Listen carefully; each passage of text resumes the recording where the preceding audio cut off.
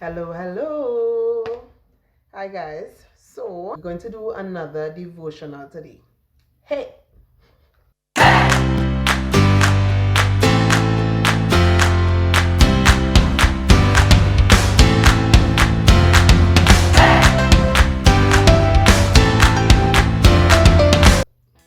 So, yes, guys, today I'm going to try to make this as condensed as possible, but it's just really one point I really just want to highlight. Um, so, I will theme the devotion from humble beginnings to royal endings. So I'm going to talk about guys are talking about men today. Just for the guys, because I know the last two was just about women, but I'm throwing in some fellas today. So stay tuned. So I'm going to talk about Esther, I'm going to talk about Ruth, I'm going to talk about Joseph, and as well David. So I was reading. So first let me tell you all about a situation that took place. So I was reading this before. So say this today is Tuesday. I would have read it the Sunday, the Monday. This is what happened. So we're doing something at home, and we needed some professionals to come in. A group came, and he was going through, doing what he was supposed to do. Then he decided to put in a couple cents too many. The old people that say, I given him a 2 cents. He did more than two. So, I'll be honest, I wanted to fight. I wanted to fight. It's not, that's not where we should be, mentally, emotionally, and otherwise, as believers. You all know I've said before that I'm a God girl, but I wanted to fight this man, right? So he came and was doing what he was supposed to do, and then said, why all you want to do so and so? All you incline so and so. If the old people that say eat little and live long. Added to which, this was the matches that just he light the fire, and then he decided to throw some gas in it. This was the gas. Proceeded to ask my husband, where you working? My husband says, where he's working. And then turns to me, and you, what you just do? I explained. Homeboy continued by saying, but it's not like he's Pennywise, so it's not like you will be able to blah blah blah. Huh? Excuse? I took deep breath. This eyebrow went a little higher. Because I just kind of paying you to do something, do your job and right out. You're adding your 2 cents, you add four, you add $5. So I had to go back to the devotional. So Esther, if you would read the story, her story is from Esther chapter 2, and you could read what I have here from verse 7 to verse 17, and it will give you the whole story. It tells you about her beginning. She was an orphan. She was staying with her cousin. That's who adopted her because her parents had died. And it's not like they were not rich. And the king at the time banished his wife from the kingdom, and he was in need of a new queen. So he went looking, gathered how much ever hundreds of women, and he had to choose one.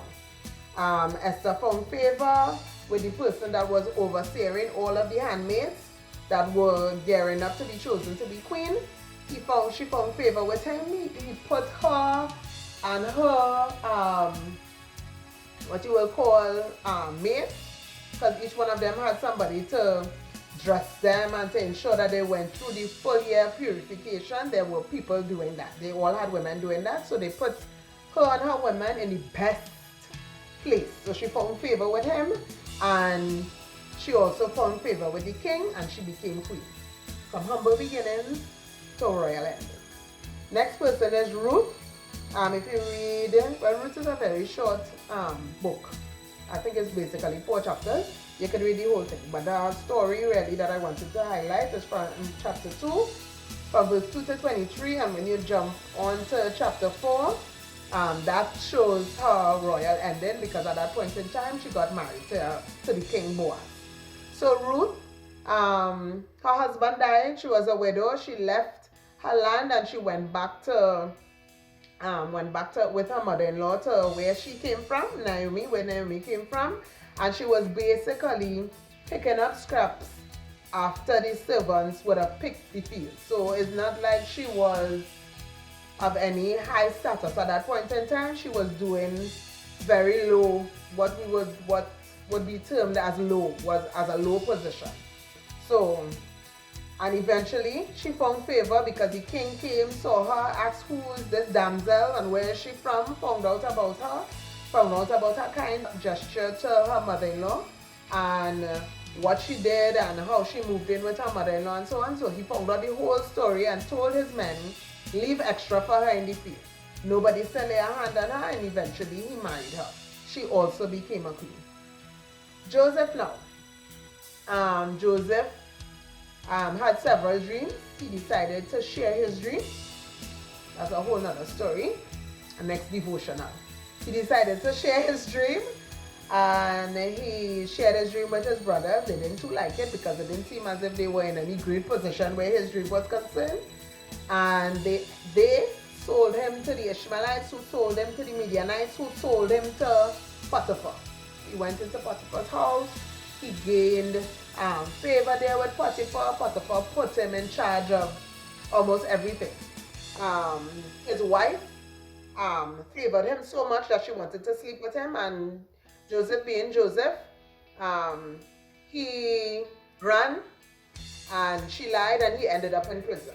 So Joseph's story is from Genesis chapter 37 all the way to chapter 41, and you will see there how he moved from prison to having a very royal position. He was second underneath the ruler at that point in time. So it was like president, prime minister. That's where Joseph was. So he moved from being sold by his brothers to having such a high position, and he was able even to save the lives of his brothers thereafter. Again, that was where forgiveness came in, and that as well as a whole nother devotional. So that's Esther, that's Ruth, that's Joseph. They all had very low beginnings and they ended up in royal positions. David, he was tending to sheep, and Samuel needed to find a new king. All of his brothers passed before him who had the appearance and the stature to be king, but that was not God's choice. And then Samuel asked Jesse, is there another? And he said, yes, to have one outside there who is descendant to the sheep. So Samuel said, bring him. Samuel said this because God told Samuel, this is the one in whom I'm well pleased. And Samuel anointed him and he became king. He further went into Saul's house, and Saul, he found favor with Saul. He was able to play his harp to relieve Saul of his troubles, and he found favor with Saul until Saul decided to chase him down when he realized his throne was really going to be passed onto David. Another story as well.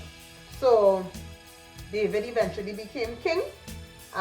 His story is from 1 Samuel chapter 16. If you read verse 11 to 22, it will show you where it was always mentioned the Lord was with him.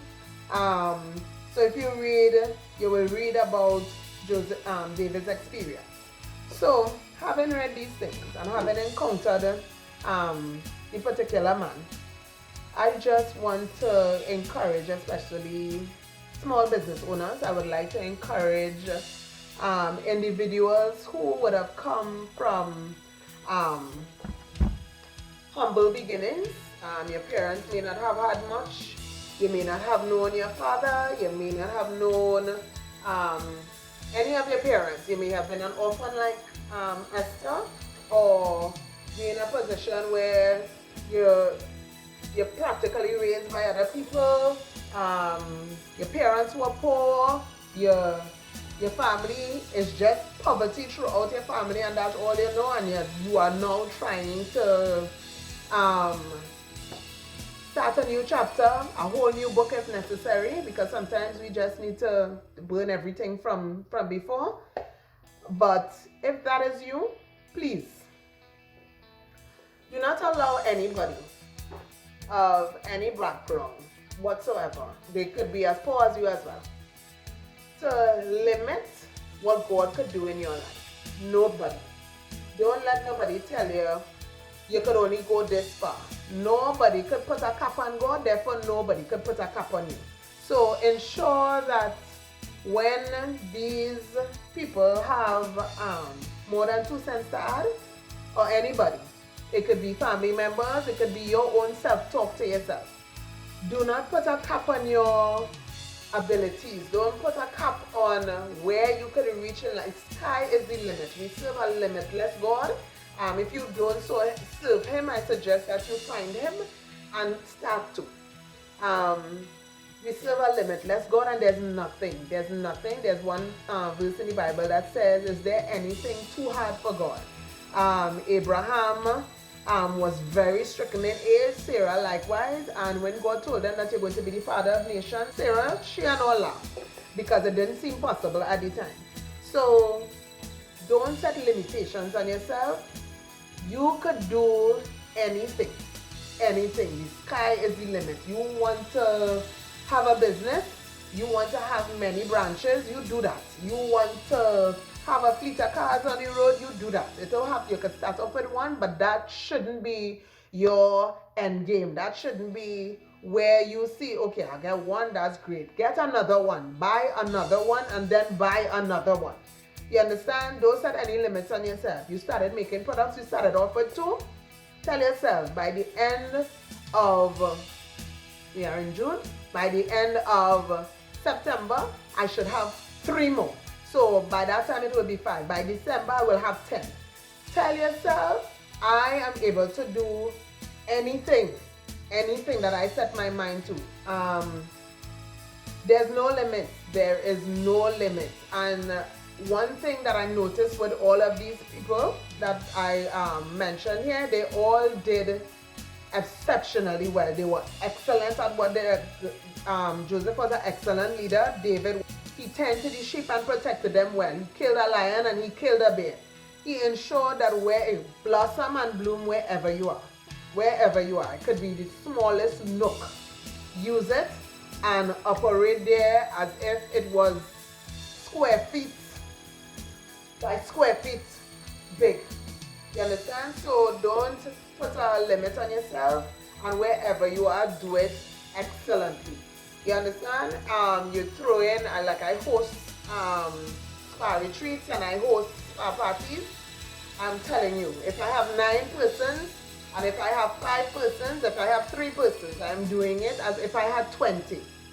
You do you well. Do wherever you are, do that well. And if God could trust you with a little bit, He will keep adding. He will keep adding. He will keep adding.